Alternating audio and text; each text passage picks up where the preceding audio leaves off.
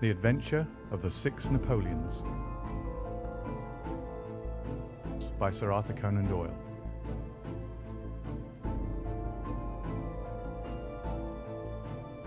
It was no very unusual thing for Mr. Lestrade of Scotland Yard to look in upon us of an evening, and his visits were welcome to Sherlock Holmes, for they enabled him to keep in touch with all that was going on at the police headquarters. In return for the news which Lestrade would bring, Holmes was always ready to listen with attention to the details of any case upon which the detective was engaged, and was able occasionally, without any active interference, to give some hint or suggestion drawn from his own vast knowledge and experience. On this particular evening, Lestrade had spoken of the weather and the newspapers. Then he had fallen silent, puffing thoughtfully at his cigar. Holmes looked keenly at him. "Anything remarkable on hand?" he asked. "Oh, no, Mr. Holmes. Nothing very particular." "Then tell me about it." Lestrade laughed. "Well, Mr. Holmes, there's no use denying that there is something on my mind, and yet it is such an absurd business that I hesitated to bother you about it. On the other hand, although it is trivial, it is undoubtedly queer, and I know that you have a taste for all that is out of the common. But in my opinion, it comes more in Dr. Watson's line than ours." "Disease?" said I. "Madness, anyhow, and a queer madness too. You wouldn't think there was anyone living at this time of day who has such a hatred of Napoleon the First that he would break any image of him that he could see." Holmes sank back in his chair. "That's no business of mine," said he. "Exactly. That's what I said. But then when the man commits burglary in order to break images which are not his own, that brings it away from the doctor and on to the policeman." Holmes sat up again. "Burglary? This is more interesting. Let me hear the details." Lestrade took out his official notebook and refreshed his memory from its pages. "The first case reported was 4 days ago," said he. "It was at the shop of Morse Hudson, who has a place for the sale of pictures and statues in the Kennington Road. The assistant had left the front shop for an instant when he heard a crash, and hurrying in he found a plaster bust of Napoleon, which stood with several other works of art upon the counter, lying shivered into fragments. He rushed out into the road, but although several passers-by declared that they had noticed a man run out of the shop, he could neither see anyone, nor could he find any means of identifying the rascal. It seemed to be one of those senseless acts of hooliganism which occur from time to time, and it was reported to the constable on the beat as such. The plaster cast was not worth more than a few shillings, and the whole affair appeared to be too childish for any particular investigation. The second case, however, was more serious, and also more singular. It occurred only last night. In Kennington Road, and within a few hundred yards of Morse Hudson's shop, there lives a well-known medical practitioner named Dr. Barnicot, who is one of the largest practices upon the south side of the Thames. His residence and principal consulting room is at Kennington Road, but he has a branch surgery and dispensary at Lower Brixton Road, 2 miles away. This Dr. Barnicot is an enthusiastic admirer of Napoleon, and his house is full of books, pictures, and relics of the French Emperor. Some little time ago he purchased from Morse Hudson 2 duplicate plaster casts of the famous head of Napoleon by the French sculptor Devine. One of these he placed in his hall in the house at Kennington Road, and the other on the mantelpiece of the surgery at Lower Brixton. Well, when Dr. Barnicot came down this morning, he was astonished to find that his house had been burgled during the night, but that nothing had been taken save the plaster head from the hall. It had been carried out and had been dashed savagely against the garden wall, under which its splintered fragments were discovered." Holmes rubbed his hands. "This is certainly very novel," said he. "I thought it would please you, but I have not got to the end yet. Dr. Barnicot was due at his surgery at 12 o'clock, and you can imagine his amazement when, on arriving there, he found that the window had been opened in the night and that the broken pieces of his second bust were strewn all over the room. It had been smashed to atoms where it stood. In neither case were there any signs which could give us a clue as to the criminal or lunatic who had done the mischief.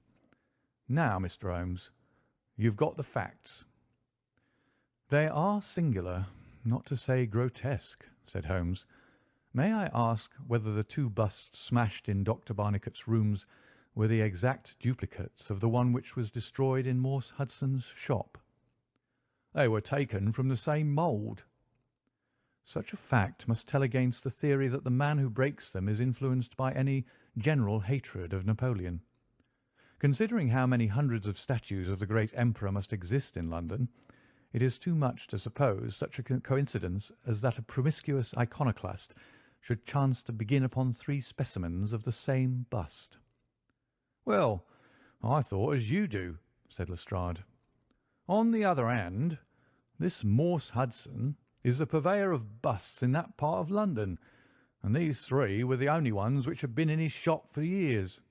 So, although, as you say, there are many hundreds of statues in London, it is very probable that these 3 were the only ones in that district. Therefore, a local fanatic would begin with them. What do you think, Dr. Watson?" "There are no limits to the possibilities of monomania," I answered. "There is the condition which the modern French psychologists have called the idée fixe, which may be trifling in character and accompanied by complete sanity in every other way.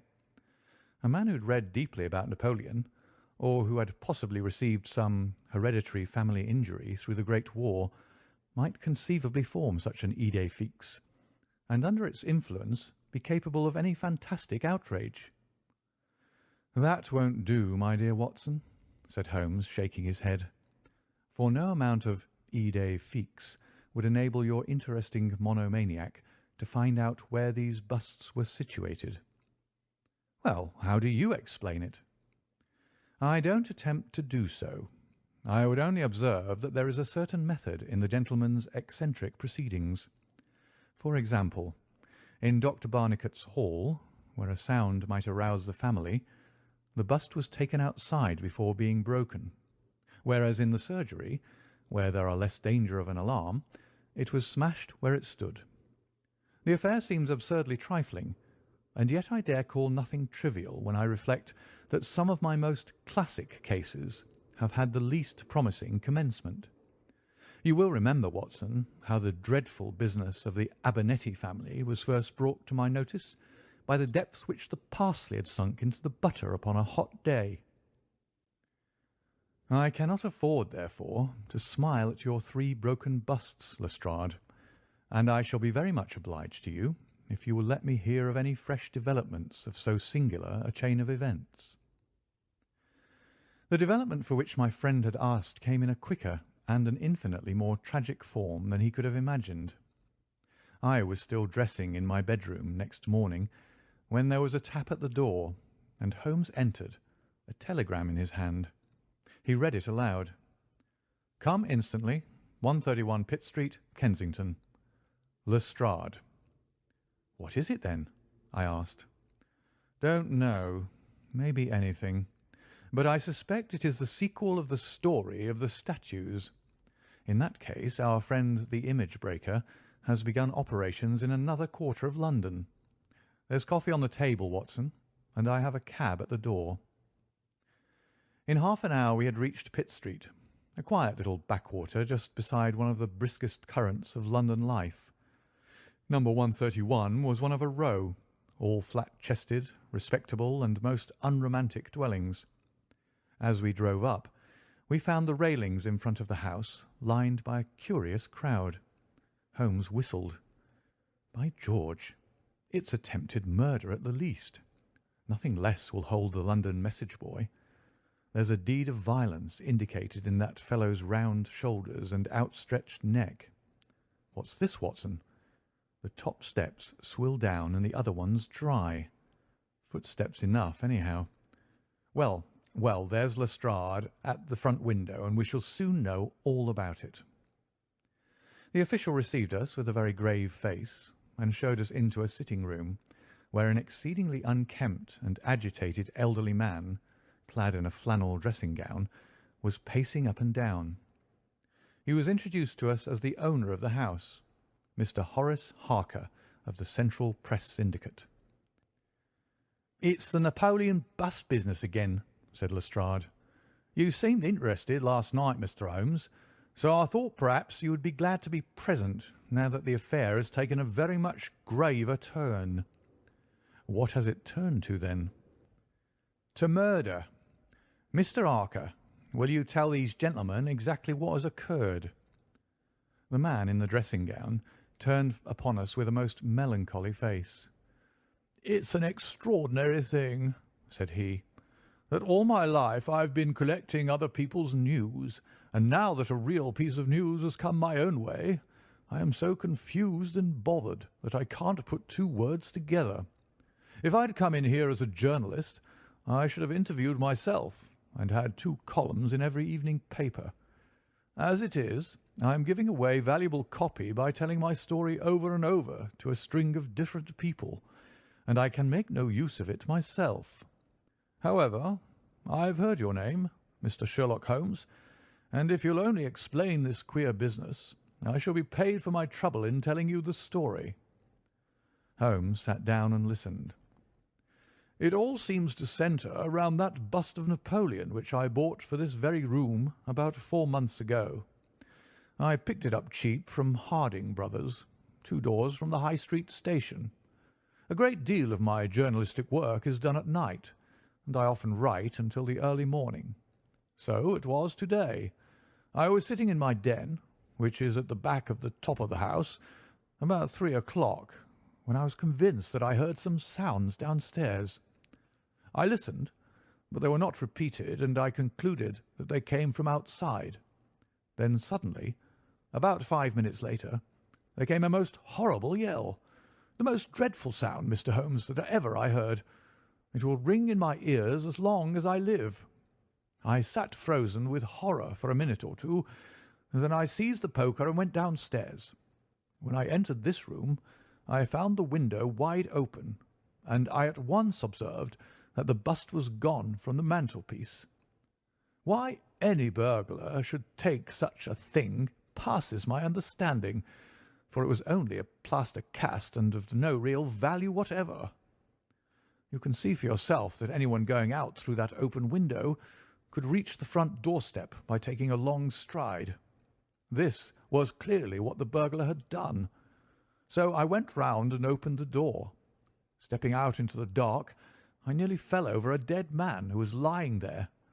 I ran back for a light, and there was the poor fellow, a great gash in his throat and the whole place swimming in blood. He lay on his back, his knees drawn up, and his mouth horribly open. I shall see him in my dreams. I had just time to blow on my police whistle, and then I must have fainted, for I knew nothing more until I found the policeman standing over me in the hall." "Well, who was the murdered man?" asked Holmes. "There's nothing to show who he was," said Lestrade. "You shall see the body at the mortuary, but we've made nothing of it up to now. He is a tall man, sunburned, very powerful, not more than 30. He's poorly dressed, and yet does not appear to be a labourer. A horn-handled clasp knife was lying in a pool of blood beside him. Whether it was the weapon which did the deed, or whether it belonged to the dead man, I do not know. There was no name on his clothing, and nothing in his pocket save an apple, some string, a shilling map of London, and a photograph. Here it is." It was evidently taken by a snapshot from a small camera. It represented an alert, sharp-featured simian man with thick eyebrows and a very peculiar projection of the lower part of the face, like the muzzle of a baboon. "And what became of the bust?" asked Holmes after a careful study of this picture. "We had news of it just before you came. It has been found in the front garden of an empty house in Camden House Road. It was broken into fragments. I'm going round now to see it. Will you come?" "Certainly. I must just take one look round." He examined the carpet and the window. "The fellow had either very long legs or was a most active man," said he. "With an area beneath, it was no mean feat to reach that window ledge and open that window. Getting back was comparatively simple. Are you coming with us to see the remains of your bust, Mr. Harker? The disconsolate journalist had seated himself at a writing table. I must try and make something of it, said he, though I have no doubt that the first editions of the evening papers are out already with full details. It's like my luck. You remember when the Stand fell at Doncaster? Well, I was the only journalist in the Stand, and my journal the only one that had no account of it, for I was too shaken to write it. And now I'll be too late with a murder done on my own doorstep. As we left the room, we heard his pen travelling shrilly over the foolscap. The spot where the fragments of the bust had been found was only a few hundred yards away. For the first time our eyes rested upon this presentiment of the great emperor, which seemed to raise such frantic and destructive hatred in the mind of the unknown. It lay scattered in splintered shards upon the grass. Holmes picked up several of them and examined them carefully. I was convinced from his intent face and his purposeful manner that at last he was upon a clue. "Well?" asked Lestrade. Holmes shrugged his shoulders. "We have a long way to go yet," said he. And yet, well, we have some suggestive facts to act upon. The possession of this trifling bust was worth more, in the eyes of this strange criminal, than a human life. That is one point. Then there is the singular fact that he did not break it in the house or immediately outside the house, if to break it was his sole object. He was rattled and bustled by meeting this other fellow. He hardly knew what he was doing. Well, that's likely enough, but I wish to call your attention very particularly to the position of this house, in the garden of which the bust was destroyed. Lestrade looked about him. It was an empty house, and so he knew that he would not be disturbed in the garden. Yes, but there is another empty house farther up the street which he must have passed before he came to this one. Why did he not break it there, since it is evident that every yard that he carried it increased the risk of someone meeting him? "I give it up," said Lestrade. Holmes pointed to the street lamp above our heads. He could see what he was doing here, and he could not there. That was his reason. "By Jove, that's true," said the detective. "Now that I come to think of it, Dr. Barnicot's bust was broken not far from his red lamp. Well, Mr. Holmes, what are we to do with that fact? To remember it, to docket it. We may come on something later which will bear upon it. What steps do you propose to take now, Lestrade?" "The most practical way of getting at it, in my opinion, is to identify the dead man. There should be no difficulty about that. When we've found out who he is and who his associates are, we should have a good start in learning what he was doing in Pitt Street last night, and who it was who met him and killed him on the doorstep of Mr. Horace Harker. Don't you think so?" "No doubt, and yet it is not quite the way in which I should approach the case." "What would you do, then?" "Oh, you must not let me influence you in any way. I suggest that you go on your line and I on mine. We can compare notes afterwards, and each will supplement the other." "Very good," said Lestrade. "If you are going back to Pitt Street, you might see Mr. Horace Harker. Tell him from me that I have quite made up my mind, and that it is certain that a dangerous, homicidal lunatic with Napoleonic delusions was in his house last night. It will be useful for his article." Lestrade stared. "You don't seriously believe that?" Holmes smiled. "Don't I? Well, perhaps I don't, but I'm sure that it will interest Mr. Horace Harker and the subscribers of the Central Press Syndicate. Now, Watson, I think that we shall find that we have a long and rather complex day's work before us. I should be glad, Lestrade, if you could make it convenient to meet us at Baker Street at 6 o'clock this evening. Until then, I should like to keep this photograph, found in the dead man's pocket. It is possible that I may have to ask your company and assistance upon a small expedition which will be undertaken tonight, if my chain of reasoning should prove to be correct. Until then, good-bye, and good luck." Sherlock Holmes and I walked together to the High Street, where we stopped at the shop of Harding Brothers, whence the bust had been purchased. A young assistant informed us that Mr. Harding would be absent until afternoon, and that he was himself a newcomer who could give us no information. Holmes's face showed his disappointment and annoyance. "Well, well, we can't expect to have it all our own way, Watson," he said at last. "We must come back in the afternoon. If Mr. Harding will not be here until then, I am, as you have no doubt surmised, endeavouring to trace these busts to their source, in order to find if there is not something peculiar which may account for their remarkable fate. Let us make for Mr. Morse Hudson of the Kennington Road, and see if he can throw any light upon the problem." A drive of an hour brought us to the picture dealer's establishment. He was a small, stout man with a red face and a peppery manner. "Yes, sir, on my very counter, sir," said he. "What we pay rates and taxes for I don't know, when any ruffian can come in and break one's goods. Yes, sir, it was I who sold Dr. Parnicott his 2 statues. Disgraceful, sir. A nihilist plot, that's what I make it. No one but an anarchist could go about breaking statues. Red Republicans, that's what I call them. Who did I get the statues from? Oh, I don't see what that's got to do with it. Well, if you really want to know, I got them from Gelder and Company, in Church Street, Stepney. They're a well-known house in the trade, and have been this 20 years. How many had I? 3. 2 and 1 are 3. 2 of Dr. Barnicott's, and 1 smashed in broad daylight on my own counter. Do I know that photograph? No, I don't. Yes, I do, though. Why, it's Beppo. He was a kind of Italian piecework man who made himself useful in the shop.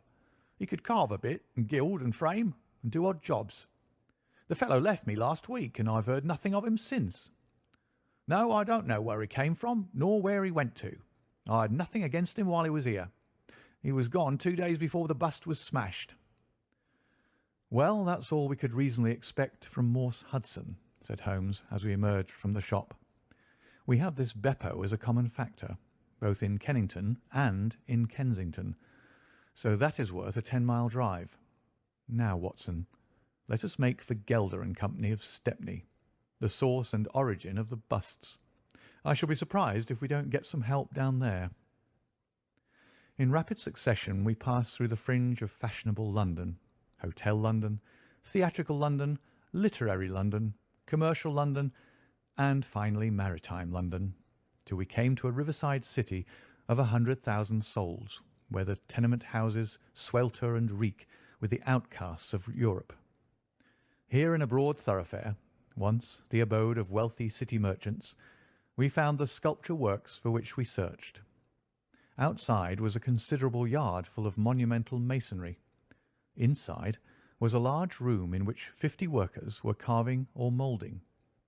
The manager, a big blonde German, received us civilly and gave a clear answer to all Holmes's questions.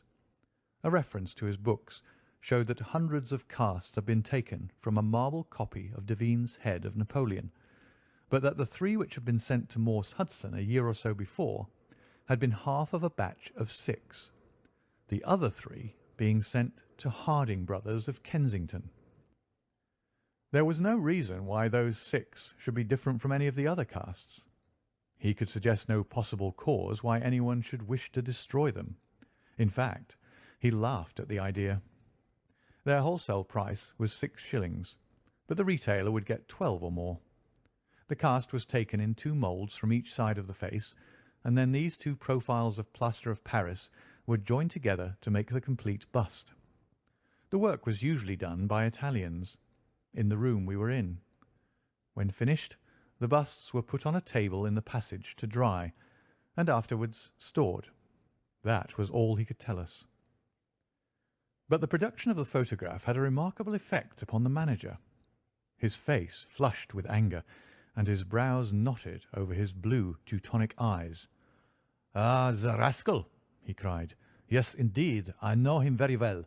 This has been also a respectable establishment, and the only time that we have ever had the police in it was over this very fellow. It was more than a year ago now. He knifed another Italian in the street, and then he came to the works with the police on his heels, and he was taken here. Beppo was his name. His second name I never knew.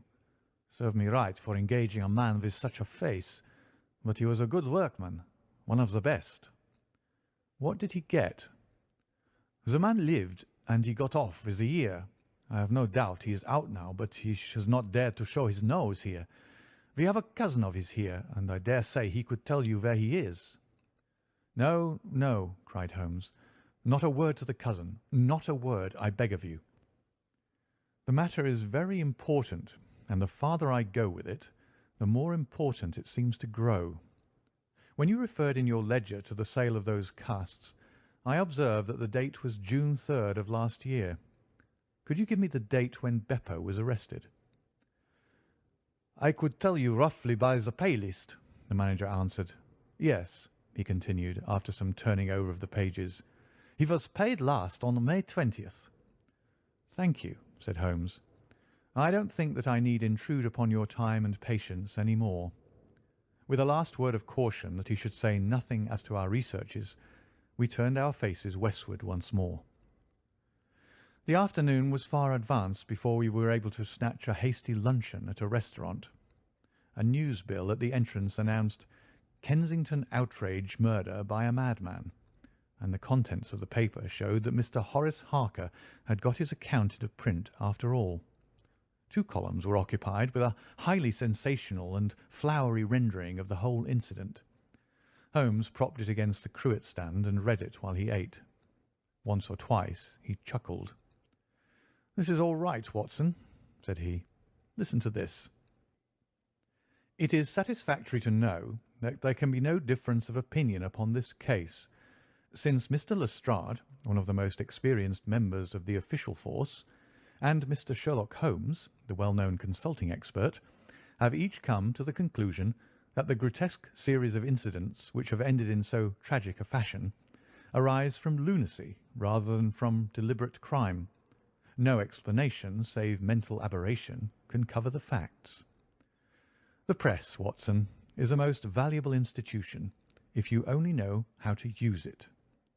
And now, if you have quite finished, we will hark back to Kensington and see what the manager of Harding Brothers has to say on the matter." The founder of that great emporium proved to be a brisk, crisp little person, very dapper and quick, with a clear head and a ready tongue. "Yes, sir. I have already read the account in the evening papers. Mr. Horace Harker is a customer of ours. We supplied him with the busts some months ago. We ordered 3 busts of that sort from Gelder and Company of Stepney. They are all sold now. To whom? Oh, I dare say by consulting our sales book we could very easily tell you. Yes, we have the entries here. 1 to Mr. Harker, you see, and 1 to Mr. Josiah Brown of Laburnum Lodge, Laburnum Vale, Chiswick, and 1 to Mr. Sanderford of Lower Grove Road, Reading. No, I have never seen this face which you show me in the photograph. You would hardly forget it, would you, sir? For I've seldom seen an uglier. Have we any Italians on the staff? Yes, sir. We have several among our workpeople and the cleaners. I dare say they might get a peep at that sales book if they wanted to. There is no particular reason for keeping a watch upon that book. Well, well, it's a very strange business, and I hope that you will let me know if anything comes of your inquiries."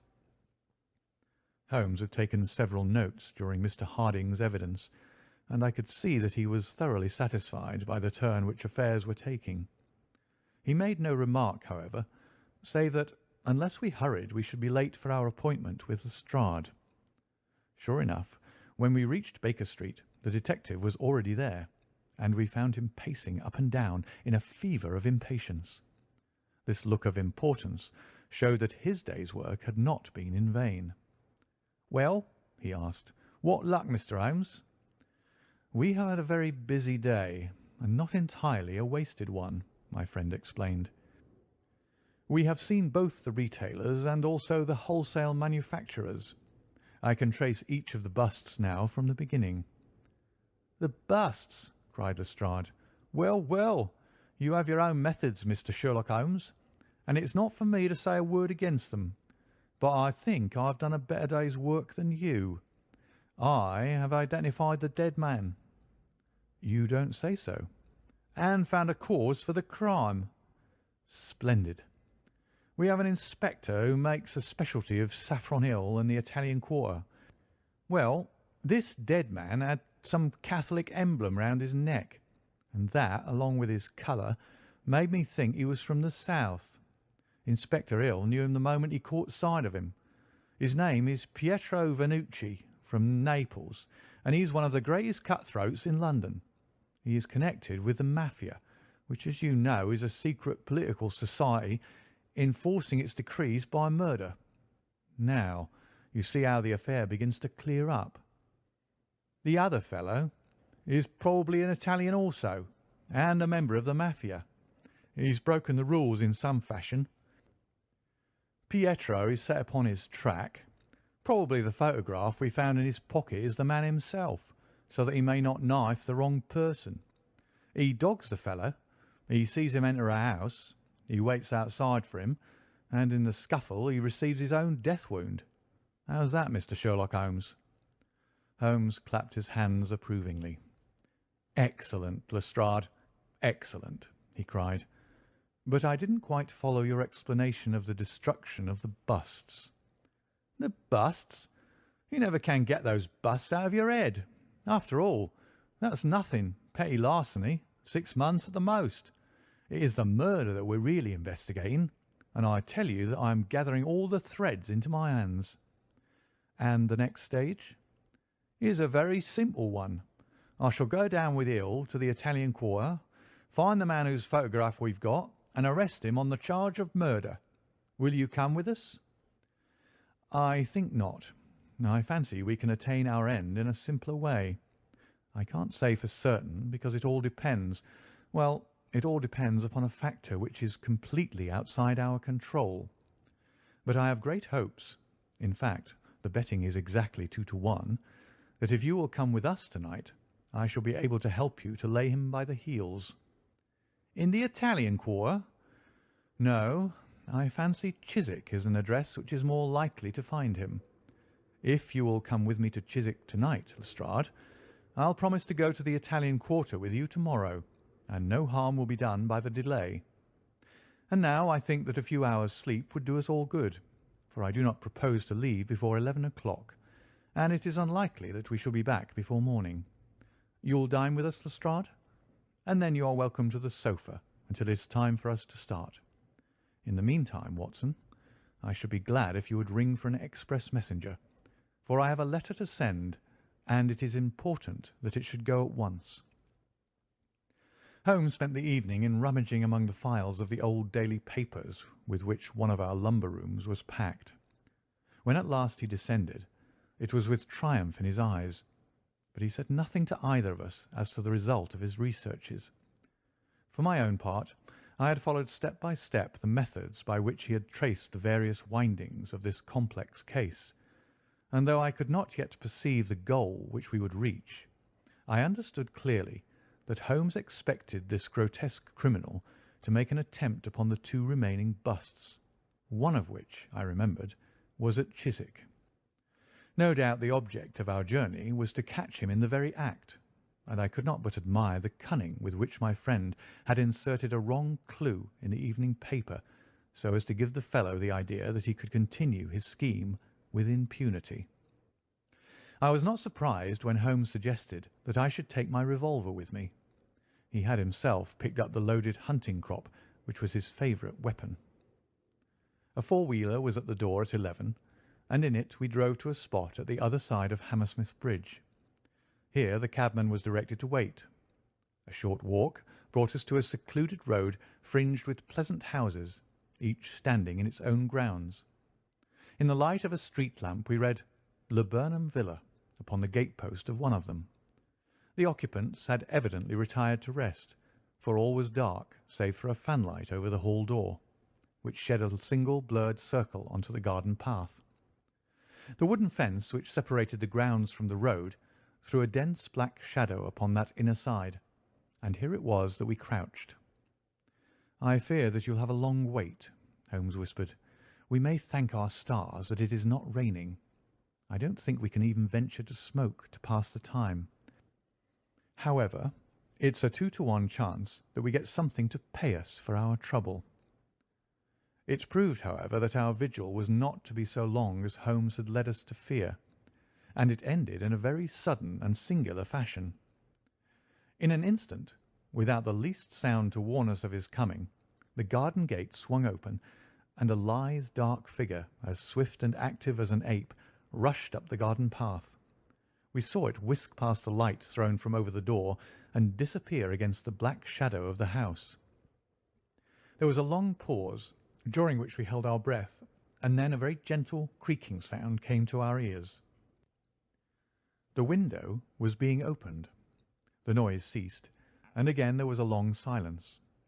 The fellow was making his way into the house. We saw the sudden flash of a dark lantern inside the room. What he sought was evidently not there, for again we saw the flash through another blind and then through another. "Let us go to the open window. We'll nab him as he climbs out," Lestrade whispered. But before we could move, the man had emerged again. As he came out into the glimmering patch of light, we saw that he carried something white under his arm. He looked stealthily all around him. The silence of the deserted street reassured him. Turning his back upon us, he laid down his burden, and the next instant there was the sound of a sharp tap, followed by a clatter and rattle. The man was so intent upon what he was doing that he never heard our steps as we stole across the grass plot. With the bound of a tiger, Holmes was on his back, and an instant later Lestrade and I had him by either wrist, and the handcuffs had been fastened. As we turned him over, I saw a hideous, sallow face with writhing, furious features glaring up at us, and I knew that it was indeed the man of the photograph whom we had secured. But it was not our prisoner to whom Holmes was giving his attention. Squatted on the doorstep, he was engaged in most carefully examining that which the man had brought from the house. It was a bust of Napoleon, like the one which we had seen that morning, and it had been broken into similar fragments. Carefully, Holmes held each separate shard to the light, but in no way did it differ from any other shattered piece of plaster. He had just completed his examination when the hall lights flew up, the door opened, and the owner of the house, a jovial, rotund figure in shirt and trousers, presented himself. "Mr. Josiah Brown, I suppose," said Holmes. "Yes, sir, and you, no doubt, are Mr. Sherlock Holmes. I had the note which you sent by the express messenger, and I did exactly what you told me. We locked every door on the inside and awaited developments. Well, I'm very glad to see that you have got the rascal. I hope, gentlemen, that you will come in and have some refreshment." However, Lestrade was anxious to get his man into safe quarters, so within a few minutes our cab had been summoned, and we were all four upon our way to London. Not a word would our captive say, but he glared at us from the shadow of his matted hair, and once, when my hand seemed within his reach, he snapped at it like a hungry wolf. We stayed long enough at the police station to learn that a search of his clothing revealed nothing save a few shillings and a long sheath knife, the handle of which bore copious traces of recent blood. "That's all right," said Lestrade, as we parted. "He'll knows all these gentry, and we'll give a name to him. You'll find that my theory of the Mafia will work out all right. But I'm sure I'm exceedingly obliged to you, Mr. Holmes, for the workmanlike way in which you've laid hands upon him. I don't quite understand it all yet." "I fear it is rather too late an hour for explanations," said Holmes. "Besides, there are one or two details which are not finished off, and it is one of those cases which are worth working out to the very end. If you will come round once more to my rooms at 6 o'clock tomorrow, I think I shall be able to show you that even now you have not grasped the entire meaning of this business, which presents some features which make it absolutely original in the history of crime. If ever I permit you to chronicle any more of my little problems, Watson, I foresee that you will enliven your pages by an account of the singular adventure of the Napoleonic busts." When we met again next evening, Lestrade was furnished with much information concerning our prisoner.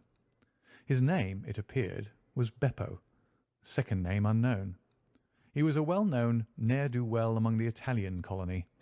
He had once been a skilful sculptor, and had earned an honest living, but he had taken to evil courses and had twice already been in jail, once for a petty theft, and once, as we had already heard, for stabbing a fellow countryman. He could talk English perfectly well. His reasons for destroying the busts were still unknown, and he refused to answer any questions upon the subject. But the police had discovered that these same busts might very well have been made by his own hands, since he was engaged in this class of work at the establishment of Gelder and Company. To all this information, much of which we already knew, Holmes listened with polite attention, but I, who knew him so well, could clearly see that his thoughts were elsewhere, and I detected a mixture of mingled uneasiness and expectation beneath that mask which he was wont to assume. At last he started in his chair, and his eyes brightened. There had been a ring at the bell.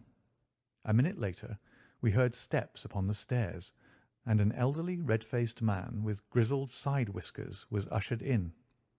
In his right hand he carried an old-fashioned carpet-bag, which he placed upon the table. "Is Mr. Sherlock Holmes here?" My friend bowed and smiled. "Mr. Sandford of Reading, I suppose," said he. "Yes, sir. I fear that I am a little late, but the trains were awkward. You wrote to me about a bust that is in my possession." "Exactly." "I have your letter here. You said, 'I desire to possess a copy of Devine's Napoleon, and am prepared to pay you £10 for the one which is in your possession.' Is that right?" "Certainly." "I was very much surprised at your letter, for I could not imagine how you knew that I owned such a thing." "Of course you must have been surprised, but the explanation is very simple. Mr. Harding, of Harding Brothers, said that they had sold you their last copy, and he gave me your address." "Oh, that was it, was it? Did he tell you what I paid for it?" "No, he did not." "Well, I am an honest man, though not a very rich one. I only gave 15 shillings for the bust, and I think you ought to know that before I take £10 from you." "I am sure the scruple does you honour, Mr. Sandford, but I have named that price, so I intend to stick to it." "Well, it's very handsome of you, Mr. Holmes. I brought the bust up with me, as you asked me to do. Here it is." He opened his bag, and at last we saw placed upon our table a complete specimen of that bust which we had already seen more than once in fragments. Holmes took a paper from his pocket and laid a £10 note upon the table. "You will kindly sign that paper, Mr. Sandford, in the presence of these witnesses. It is simply to say that you transfer every possible right that you ever had in the bust to me. I am a methodical man, you see, and you never know what turn events might take afterwards. Thank you, Mr. Sandford. Here is your money, and I wish you a very good evening." When our visitor had disappeared, Sherlock Holmes's movements were such as to rivet our attention. He began by taking a clean white cloth from a drawer and laying it over the table. Then he placed his newly acquired bust in the centre of the cloth. Finally, he picked up his hunting crop and struck Napoleon a sharp blow on the top of the head. The figure broke into fragments, and Holmes bent eagerly over the shattered remains.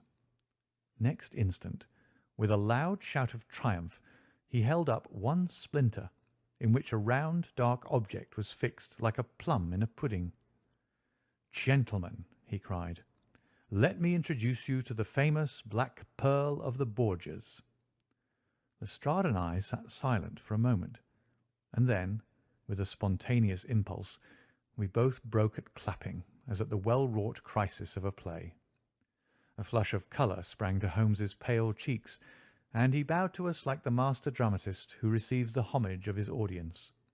It was at such moments that for an instant he ceased to be a reasoning machine and betrayed his human love for admiration and applause.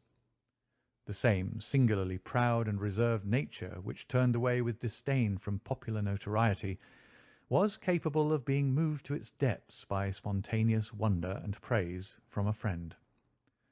"Yes, gentlemen," said he, "it is the most famous pearl now existing in the world, and it has been my good fortune, by a connected chain of inductive reasoning, to trace it from the Prince of Colonel's bedroom at the Ducker Hotel, where it was lost, to the interior of this, the last of the 6 busts of Napoleon, which were manufactured by Gelder and Company of Stepney. You will remember, Lestrade, the sensation caused by the disappearance of this valuable jewel, and the vain efforts of the London police to recover it. I was myself consulted upon the case, but I was unable to throw any light upon it. Suspicion fell upon the maid of the Princess, who was an Italian, and it was proved that she had a brother in London, but we failed to trace any connection between them. The maid's name was Lucretia Vannucci, and there is no doubt in my mind that this Pietro, who was murdered 2 nights ago, was the brother. I have been looking up the dates in the old files of the paper, and I find that the disappearance of the pearl was exactly 2 days before the arrest of Beppo for some crime of violence, an event which took place in the factory of Gelder and Company, at the very moment when these busts were being made.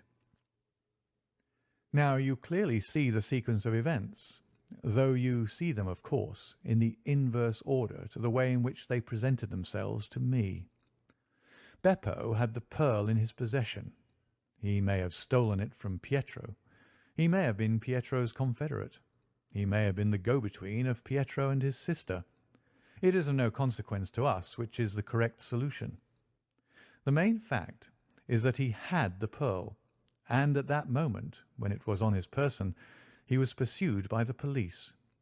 He made for the factory in which he worked, and he knew that he had only a few minutes in which to conceal this enormously valuable prize, which would otherwise be found on him when he was searched. 6 plaster casts of Napoleon were drying in the passage. One of them was still soft. In an instant, Beppo, a skilful workman, made a small hole in the wet plaster, dropped in the pearl, and with a few touches covered over the aperture once more. It was an admirable hiding-place. No one could possibly find it. But Beppo was condemned to a year's imprisonment, and in the meanwhile his 6 busts were scattered over London. He could not tell which contained his treasure. Only by breaking them could he see. Even shaking would tell him nothing, for as the plaster was wet it was probable that the pearl would adhere to it, as, in fact, it has done. Beppo did not despair, and he conducted his search with considerable ingenuity and perseverance. Through a cousin who works with Gelder, he found out the retail firms who had bought the busts. He managed to find employment with Morse Hudson, and in that way tracked down 3 of them. The pearl was not there.